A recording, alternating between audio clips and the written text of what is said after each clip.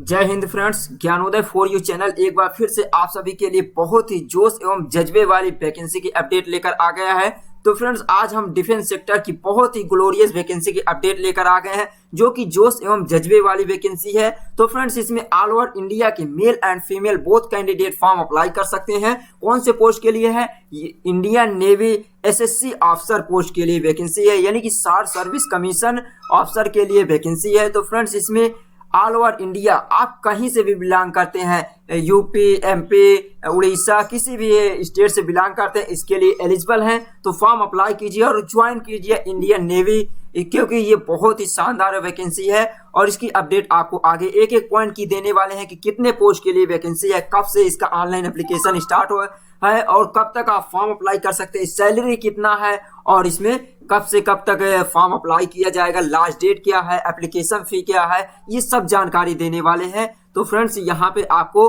कोई भी fake information नहीं मिलने वाले, बिल्कुल राइट इंफॉर्मेशन मिलने वाली है। यदि आप भी इंडियन नेवी ज्वाइन करना चाहते हैं तो चलिए आपके लिए स्टेप बाय स्टेप जानकारी देते हैं कौन से पोस्ट के लिए, कितनी पोस्ट की वैकेंसी है।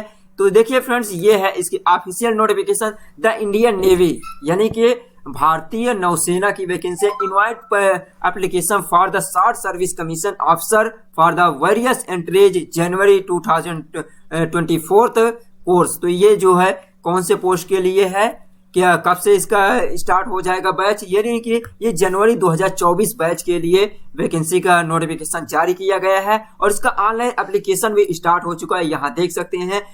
Apply online from 29 April 2023 to last date for online application 14 May 2023। तो 14 मई तक आप फॉर्म अप्लाई कर सकते हैं। 29 अप्रैल से इसका ऑनलाइन एप्लीकेशन स्टार्ट हो चुका है, यहाँ देख सकते हैं। ऑनलाइन ये application are invited from eligible unmarried men and unmarried women candidate for grant short service commission SSC for course commencing January 2024 onward at Indian naval academy INA एक्जिमा Kerala candidate must fulfil condition of nationality and laid down by the government of India. तो friends, इसमें eligible जो भी candidate हैं, इसमें interested हैं, वो unmarried होना चाहिए, यानी कि उनकी शादी नहीं हुआ होना चाहिए, अनमैरिड बैचलर होना चाहिए, वही कैंडिडेट इसमें फॉर्म अप्लाई कर सकते हैं। और देखिए, एजुकेशन क्वालिफिकेशन आपके पास, एलिजिबिलिटी कंडीशन यानी कि योग्यता की शर्तें क्या है, एजुकेशन क्वालिफिकेशन क्या है, इसमें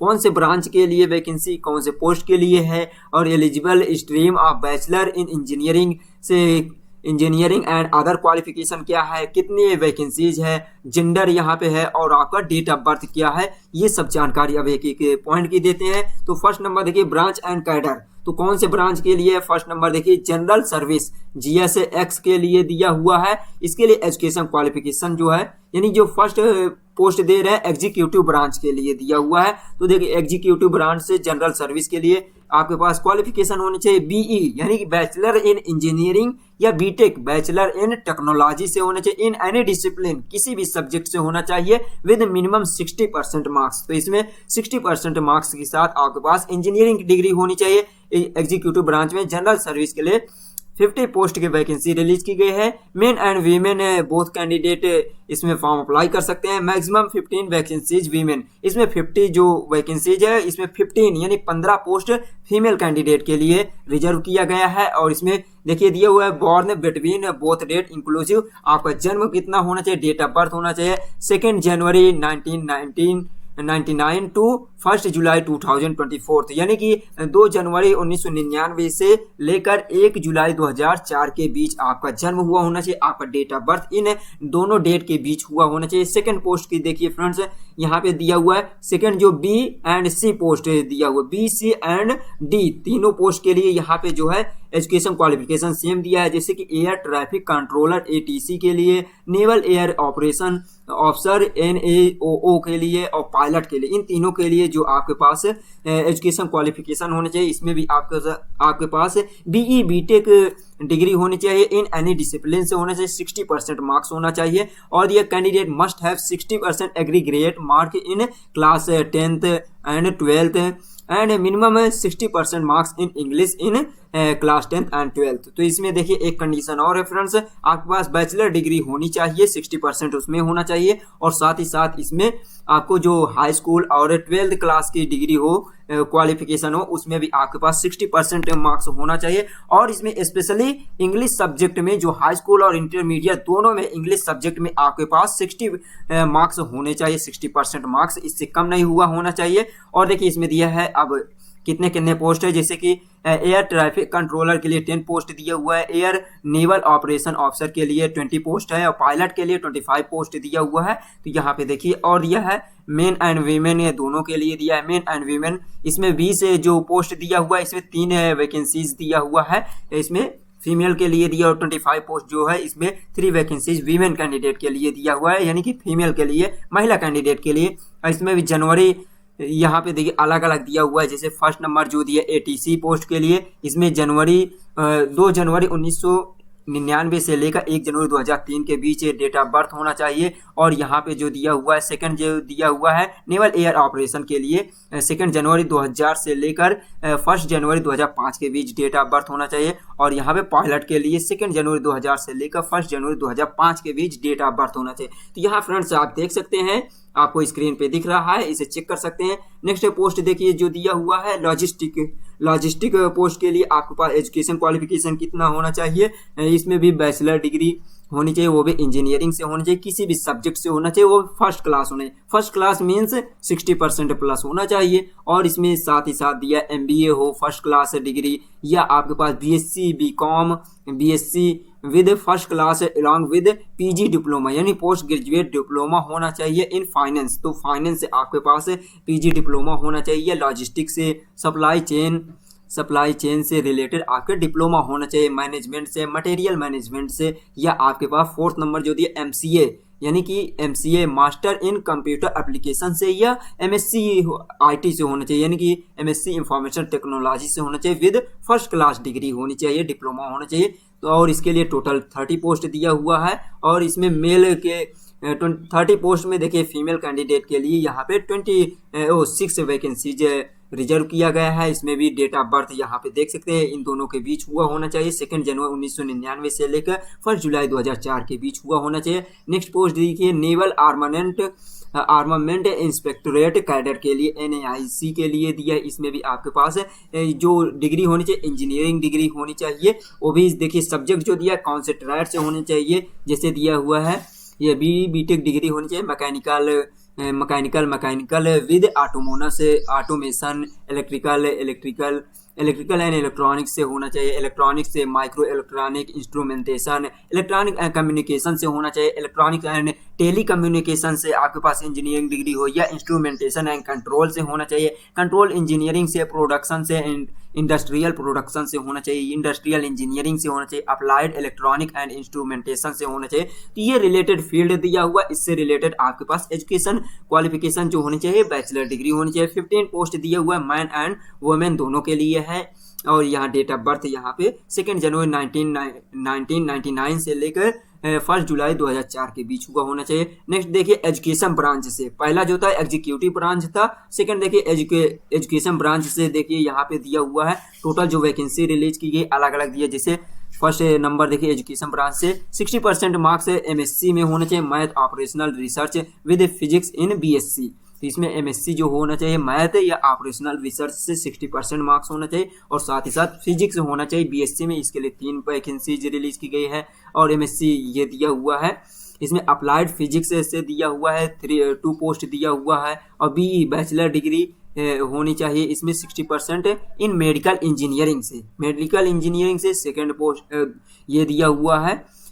ये 4th नंबर जो दिया था 2 पोस्ट है। 3rd नंबर जो दिया MSc होनी चाहिए chemistry with physics in BSc में होना चाहिए, ये सेकेंड पोस्ट दिया हुआ है। तो इस प्रकार टोटल एजुकेशन ब्रांच से टोटल जो वैकेंसी रिलीज की गई यहाँ देख सकते हैं 3221 ये दिया हुआ है, मेन एंड वीमेन दोनों के लिए दिया हुआ है। नेक्स्ट देखिए दिया टेक्निकल ब्रांच से, यहाँ पे देखिए कितने पोस्ट है। टेक्निकल ब्रांच में यहाँ पे इंजीनियरिंग ब्रांच जनरल सर्विस से यहाँ पे दिया हुआ 20 पोस्ट है। और इसमें भी आपके पास BE या BTech होने चाहिए 60% मार्क्स से, या सब्जेक्ट जो दिया हुआ है मैकेनिकल से होना चाहिए या मैकेनिकल विद ऑटोमोनस से होना चाहिए, मरीन से होना चाहिए, ये इंस्ट्रूमेंटेशन, प्रोडक्शन, एरोनॉटिकल से, industrial engineering, management, control engineering, aerospace या ऑटोमोबाइल से, मेटलर्जी या मेट्रो ये दिया है, मैकेनिट्रोल एंट्रॉनिक से होना चाहिए, इंस्ट्रूमेंटेशन एंड कंट्रोल सब्जेक्ट से आपके पास बैचलर डिग्री होनी चाहिए, यानी इंजीनियरिंग होनी चाहिए। मेल एंड फीमेल दोनों के लिए 20 पोस्ट दिया हुआ है, जिसमें से 6 वैकेंसीज वीमेन के लिए दिया हुआ है, और एज के लिए डेट ऑफ बर्थ दिया हुआ है 2 जनवरी 1990 से लेके यहाँ 1 जुलाई 2004 के दिया है। इलेक्ट्रॉनिक ये सेकंड जो दिया हुआ है इलेक्ट्रिकल ब्रांच से, जनरल सर्विस से आपके पास इसमें 60 पोस्ट दिया हुआ है, इसमें भी आपके पास बैचलर इंजीनियरिंग डिग्री होनी चाहिए। रिलेटेड फील्ड यहाँ पे दिया इलेक्ट्रिकल, इलेक्ट्रॉनिक से दिया हुआ है या इलेक्ट्रॉनिक एंड कम्युनिकेशन से। तो यानी कि आपके पास टोटल अगर ओवरऑल बोला जाए तो यहाँ पे आपके पास इंजीनियरिंग डिग्री होनी चाहिए। तो इस प्रकार टोटल जो वैकेंसी रिलीज की गई है फ्रेंड्स, यहाँ पे अगर यहाँ पे टोटल काउंट किया जाए तो यहाँ पे 220 प्लस पोस्ट के लिए, यानी कि 227 पोस्ट के लिए वैकेंसी रिलीज की गई है गाइस। तो यहाँ पे अब देख लेते हैं आगे क्या है, और यहाँ पे नोट में देखिए बताया गया vacancies mentioned in paragraph 2 are tentative and may be change depending on availability of training slot. तो इसमें जो वैकेंसी रिलीज की गई है ये एक प्रकार टेंटेटिव है, संभावित है इसकी संख्या घटाई और बढ़ाई जा सकती है, लेकिन ये डिपेंड करेगा ट्रेनिंग स्लॉट के ऊपर। और देखिए मर्चेंट नेवी पर्सोनल के लिए यहाँ जानकारी दिया गया है, candidate having government of India ministry of shipping and transport certificate competency foreign going, यानी कि जो विदेश जाने वाले के लिए दिया उन कैंडिडेट के लिए candidate having government of India, Bharat सरकार के जो है ministry of shipping and transport certificate of competency, यानी कि मिनिस्ट्री ऑफ शिपिंग जहाज से रिलेटेड जो है जहाज परिवहन से रिलेटेड उनके लिए दिया हुआ है। Either as a second mate और master and born between 2 January 1994 और 1 जुलाई 2004 दिया हुआ है, ये दोनों डेट के बीच हुआ होना चाहिए। मर्चेंट नेवी के लिए यहाँ पे जानकारी दी गई है फ्रेंड्स। और देखिए यहाँ पे आपके पास होना चाहिए सर्टिफिकेट के लिए फर्स्ट क्लास इंजीनियरिंग, इन्हें ये दिया है steamship by government born second post के लिए दिया हुआ, एग्जीक्यूटिव दिया हुआ है, कैन अप्लाई टेक्निकल ब्रांच, तो इसमें टेक्निकल ब्रांच के लिए भी दिया हुआ है। नेक्स्ट देखिए फ्रेंड्स यहाँ पे और जानकारी देख लेते हैं, कमर्शियल पायलट लाइसेंस होल्डर के लिए दिया है जिनके पास CPL सर्टिफिकेट है, यानी कमर्शियल जो पायलट के लिए लाइसेंस है जिनके पास, उन कैंडिडेट के लिए भी दिया गया जानकारी। Candidate having valid CPL issued by DGCA India and born between 2 January 1999 to 1 January 2005 से दिया, कैन अप्लाई पायलट, तो जिनके पास CPL है वो पायलट के लिए अप्लाई कर सकते हैं, CPL होल्डर हैं जो, और इसमें उनके डेट ऑफ बर्थ ये दिया है। NCC के लिए दिया हुआ है, NCC सर्टिफिकेट होल्डर कैंडिडेट के लिए दिया है, उनको 5% के लिए रिलैक्सेशन दिया जाएगा in cut off marks toward shortlisting for SSB subject to meeting following criteria. तो इसमें ये कहा गया है फ्रेंड्स, जिनके पास NCC सर्टिफिकेट है उनको SSB यानी जो इंटरव्यू होने वाला है उनके लिए 5% का रिलैक्सेशन या छूट दी जाएगी, लेकिन जिनके पास ये एलिजिबिलिटी क्राइटेरिया होगा जैसे having NCC certificate of naval, ये दिए naval, army, air wing, minimum B grade होगा, और not served less than 2 academic year in senior division naval, army, air wing and NCC certificate should not be dated prior January 2021। तो इसमें जो आपके पास certificate होना चाहिए वो जनवरी यानी 1 जनवरी 2021 के पहले का नहीं हुआ होना चाहिए। और यह final selection will be subject to verification of certificate in DGNCC ये concern NCC unit for it validity. तो इसमें आपको सिलेक्शन जो होगा यहाँ दिया हुआ सर्टिफिकेट के लिए ये कंसर्न किया जाएगा यूनिट फॉर इट्स वैलिडिटी, और कैंडिडेट ऑफ इंडिविजुअली ये cancelled any stage selection training post commission in case of declaration miss formation counselling the information. तो ये कहा जा रहा है आपको किसी भी स्टेज में यदि किसी भी प्रकार के आपका सिलेक्शन है वो जो कंडीशन है एलिजिबिलिटी कंडीशन आपको फुलफिल नहीं है तो आपको रिजेक्ट कर दिया जाएगा, या किसी भी प्रकार के आप कोई सूचना आप छुपाते हैं उनके लिए, या मिस इंफॉर्मेशन करते हैं, कोई गलत सूचना देते हैं, तो आपका कैंडिडेचर रिजेक्ट कर दिया जाएगा। और देखिए फ्रेंड्स, इसमें कौन कैंडिडेट फॉर्म अप्लाई कर सकते हैं उसके लिए भी जानकारी दिया है। Candidate who have graduate post graduate in final year minimum 60% marks in aggregate equivalent CGPA। तो जो कैंडिडेट के पास ग्रेजुएशन या पोस्ट ग्रेजुएशन है और जो फाइनल ईयर में है यानी अपीयरिंग में है, वो कैंडिडेट भी इसमें फॉर्म अप्लाई कर सकते हैं। इक्विवेलेंट CGPA क्या है friends? Cumulative grade point average या परसेंटेज में के रूल पे के अकॉर्डिंग जिनके पास है। और दिया the university for above mentioned should incorporated by act central or state legislative India and other educational institution established parliament declared deemed as university autonomous university under the UGC Act 1956, IIT Act, AICTC Act insert 2023, IIT Act 2014। तो ये दिया हुआ है friends, जिनके पास भी graduation या post graduation है वो इसमें फॉर्म अप्लाई कर सकते हैं। और दिया हुआ है यहाँ पे candidate who have obtained degree in engineering 60% with marks aggregate or equivalent CGPA system from foreign university college institution. तो जो भी कैंडिडेट चाहे फॉरेन यूनिवर्सिटी से या इंडियन यूनिवर्सिटी से CGPA से रिलेटेड या इंजीनियरिंग डिग्री मिनिमम 60% है, वो इसमें फॉर्म अप्लाई कर सकते हैं। और देखिए ये यहाँ पे कुछ जानकारी दी गई है फ्रेंड्स। और देखिए फ्रेंड, जो भी कैंडिडेट अपीयरिंग में है, जैसे कि 7 सेमेस्टर में है, जिनके 8 ईयर का है, या कोई 5th सेमेस्टर में है, तो उनके लिए भी जानकारी दी गई। Candidate will required to fulfil education qualification ये दिया stipulated age before joining INA by 20 December 2023। तो इसमें आपको जो भी जैसे अपीयरिंग में है तो आपको फाइनल ईयर का आपको एजुकेशन क्वालिफिकेशन आपको इसमें प्रोवाइड करना होगा। कब? 20 दिसंबर 2023 के पहले। और दिया है candidate failing to meet stipulated educational criteria will not be permitted to join Ezhimala. तो ये दिया है, जो भी कैंडिडेट जैसे कि अपीयरिंग में थे उनका अगर फाइनल ईयर का रिजल्ट आ चुका है और वे फेल हो गए, यानी कि जितना यहाँ पे रिक्वायर किया जा रहा है 60% मार्क्स है उससे कम है, तो उनको कोई भी तरह की परमिशन नहीं दी जाएगी INA Indian navy academy join करने के लिए। और ये all SSB recommended candidate would be required to inform their final result of respective degree of Indian navy at the email ID officer@navy.gov.in prior 20 December 2023। तो वही चीज़ आपको बताया गया कि आपको SSB यानी कि इंटरव्यू से पहले आपको फाइनल रिजल्ट का रिस्पेक्टिव जो डिग्री होगी उसको ये ईमेल ID दिया इंडियन नेवी के, इसमें आपको इन्फॉर्म करना होगा, सूचना देना होगा। और दिया हुआ यहाँ पे only 1 application will be filled by a candidate. तो एक कैंडिडेट द्वारा एक एप्लीकेशन फॉर्म इसमें फिल किया जाना चाहिए। और specified number of candidate based on the service requirement who have chosen SSC short service commission pilot entry will be consider SSB CPSS aviation medical examination are advise to check physics medical standard height leg length for entry prior selecting the option. ये दिए remaining candidate consider the preference them. तो ये भी कहा गया है friends, यहाँ पे आपको लेंथ आपकी लंबाई जो है मेडिकल स्टैंडर्ड ये सब आपको चेक करने लेना है, इसकी ऑफिशियल वेबसाइट पे विजिट करना होगा। और यहाँ पे दिया candidate must indicated preference the branch cadre also if they wish to consider for those branch and cadre, ये जानकारी दी गई है। और देखिए फ्रेंड्स, यहाँ पे सिलेक्शन आपका जो होने वाला है इसको तो आपको बता दिए हैं कि इसमें आपका इंटरव्यू होगा, फिर मेडिकल एग्जामिनेशन होगा और ट्रेनिंग होगी, ये सब बेस्ड पे होगा, डॉक्यूमेंट वेरिफिकेशन होगा। मेडिकल स्टैंडर्ड रिलैक्सेशन हाइट के लिए भी जानकारी दी गई है, ऑफिशियल वेबसाइट विजिट करके जानकारी ले सकते हैं। टेन्योर दिया है, यानी कि आपको जो टेन्योर आप कमीशन आयोग द्वारा आपके टेन्योर कितना रहेगा।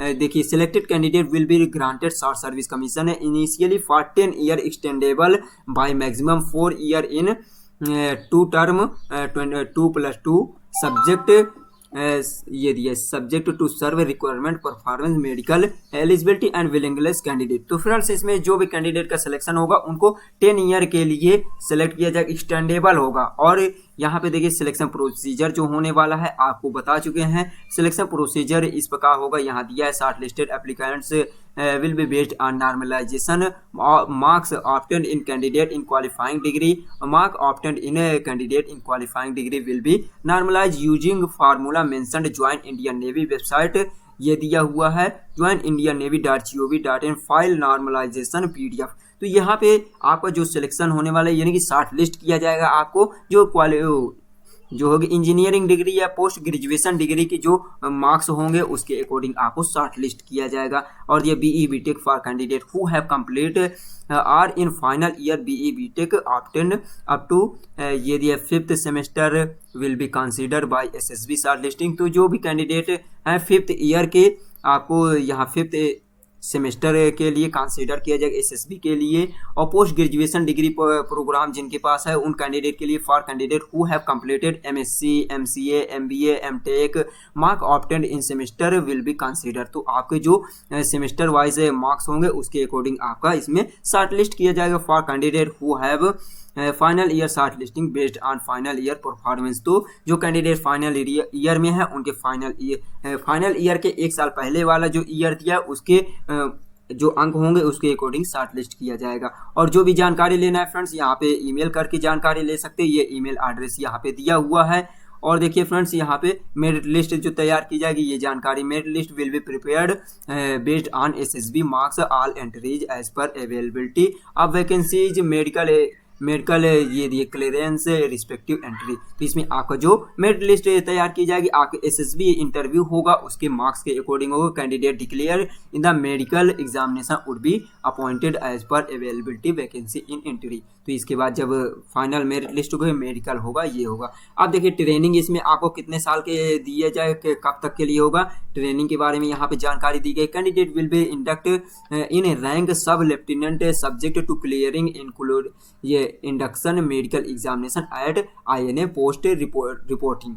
ये दिया only unmarried candidate are eligible for training. तो इसमें केवल ट्रेनिंग के लिए वही कैंडिडेट एलिजिबल होंगे जो अनमैरिड होंगे। Any candidate who have found married or married while under training will discharge from the service shall be liable refund full pay and allowance drawing him her other expenditure ये दिए incurred on the candidate by government. तो यहाँ पे एक और ध्यान देना है फ्रेंड्स, यहाँ पे आपको अनमैरिड होना चाहिए और ट्रेनिंग के दौरान भी आपके मैरिज नहीं हुआ होना चाहिए, अदरवाइज आपको यहाँ पे डिस्चार्ज तो कर ही दिया जाएगा लेकिन साथ ही साथ आपसे रिफंड उतने पैसे भी चार्ज के तौर पे लिया जाएगा जितना ट्रेनिंग पीरियड में आपको खर्च किया गया होगा, ये जानकारी दिया गया है।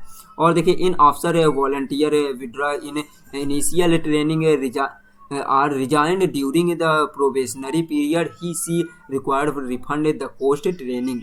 तो यहाँ पे यदि आपको वो भी जानकारी दी गई प्रोबेशन पीरियड के दौरान भी आपको रिजाइन दे रहे हैं तो भी आपको पूरा पैसा आपको खुद से ही चार्ज देना होगा, ये जानकारी दी गई। और देखिए कितने साल के लिए प्रोबेशन होगा, आपको पीरियड ऑफ प्रोबेशन ऑफ ये दिया probation period for short service commission officer is 3 year and for officer other branch cadre 2 year. तो इसमें देखिए प्रोबेशन जो होता है, ये प्रोबेशन पीरियड क्या होता है फ्रेंड्स, ये तो जानकारी होगी कि आपको परफॉर्मेंस चेक करने के लिए पहले एक रेगुलर तौर पे यहाँ पे आपको परमानेंटली नहीं रखा जाता है, ओनली केवल आपको परफॉर्मेंस चेक करने के लिए 3 साल का आपको टाइम दिया जाता है। यदि आपका वर्क परफॉर्मेंस 3 ईयर रहता है, किसके लिए 3 ईयर, शॉर्ट सर्विस कमीशन अफसर के लिए, और अदर ब्रांच के लिए 2 ईयर का प्रोबेशन पीरियड है। और इसमें यदि आप अच्छा परफॉर्मेंस रहता है तो आपको परमानेंट किया जाएगा, आगे के लिए आपकी सर्विस के लिए एक्सटेंड किया जाएगा, अदरवाइज आपको यहाँ पे रिजेक्ट कर दिया जाएगा।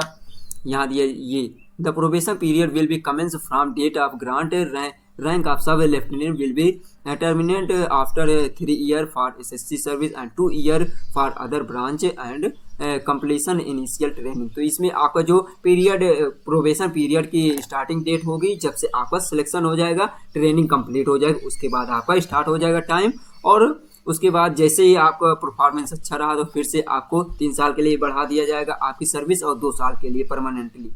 और दिया during probation other liable discharge in case of unsatisfactory performance in any stage. तो आपको जो भी पीरियड दिया हुआ प्रोबेशन पीरियड में अनसेटिस्फैक्ट्री रहेगा तो फिर उसी से आपको रिजेक्ट कर दिया जाएगा या तो आपको परफॉर्मेंस से डिस्चार्ज कर दिया जाएगा, ये दिया हुआ। और देखिए आपको सैलरी यहाँ पे कितना प्रोवाइड किया जाएगा, बेसिक पे लेफ्टिनेंट स्टार्ट ये दिए बेसिक पे SLT दिया हुआ है 56,100 रुपये से लेकर इसमें सैलरी आपको प्रोवाइड किया जाएगा। फर्दर डिटेल आगे की जानकारी आपको नेवी की ऑफिशियल वेबसाइट पे विजिट कर सकते हैं। फॉर्म कैसे अप्लाई करना है फ्रेंड्स, यहाँ ये दिया candidate are registered and fill the application on navy website. तो आपको इंडियन नेवी ये जो दिया ऑफिशियल वेबसाइट पे विजिट करना होगा। यहाँ पे विजिट करने के बाद आपको रजिस्ट्रेशन करना है। रजिस्ट्रेशन के बाद आपको आपके ईमेल आईडी पासवर्ड को फिल करके क्रेडेंशियल जो भी है उससे लॉगिन करके आप फॉर्म अप्लाई कर पाएंगे फ्रेंड्स। और देखिए करेक्ट है, फिलिंग है, पर्सनल है, पॉपुलर डिटेल है, फील्ड गिवन द मेट्रिकुलेशन। तो इसमें आपको जो भी जानकारी इसमें फिल करना है फ्रेंड्स, आपको हाई स्कूल मार्कशीट या मेट्रिकुलेशन सर्टिफिकेट के अकॉर्डिंग फिल करना होगा। तो ये था फ्रेंड्स आज की जानकारी। और दिया हुआ एप्लीकेशन है once submitted will final and no request for amendment change to be entertained। तो एक बार आपका फाइनल सबमिट हो चुका है तो वो चेंज नहीं किया जाएगा, एप्लीकेशन फॉर्म में करेक्शन नहीं किया जाएगा। ये दिया था फ्रेंड्स।